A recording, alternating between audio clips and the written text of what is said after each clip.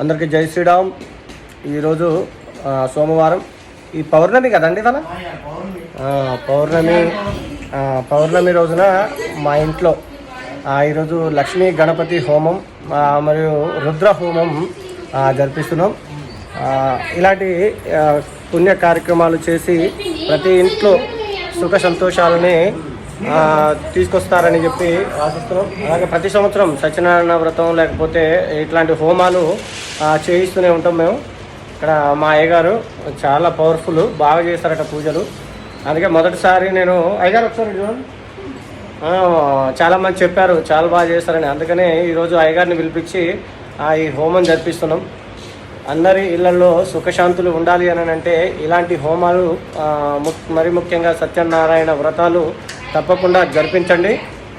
నేనైతే ప్రతి సంవత్సరం ఇలాంటి హోమాలు జరిపిస్తూ ఉంటా. మాకైతే అన్నిట్లో సంతోషంగా ఉంది.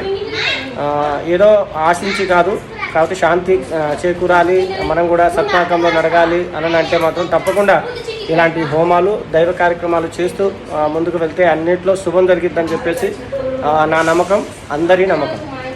జై శ్రీరామ్, భారత్ మాతాకి జై. చూడండి, గణపతిని మన ఇక్కడ కొబ్బరి బొండం కొబ్బరి బొండానికి చూడండి, గణపతిని పసుపు ముద్దతో ఎంత అద్భుతంగా తయారు చేశారు అయ్యగారు.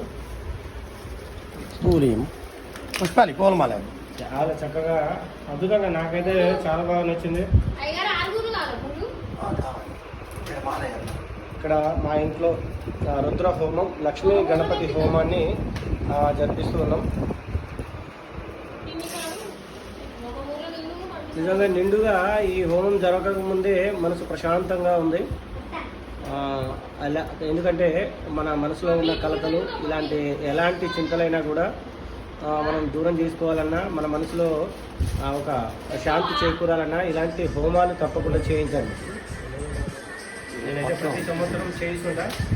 నాకు ఈసారి ఒక మంచి అయ్యగారు వచ్చారు కాబట్టి నరేష్ గారని టేకులపల్లి, వెనుమల్లి మండలం, ఖమ్మం జిల్లా. చాలా చక్కగా చూసారుగా గణనాయకుడిని, కఠిన పూజ చాలా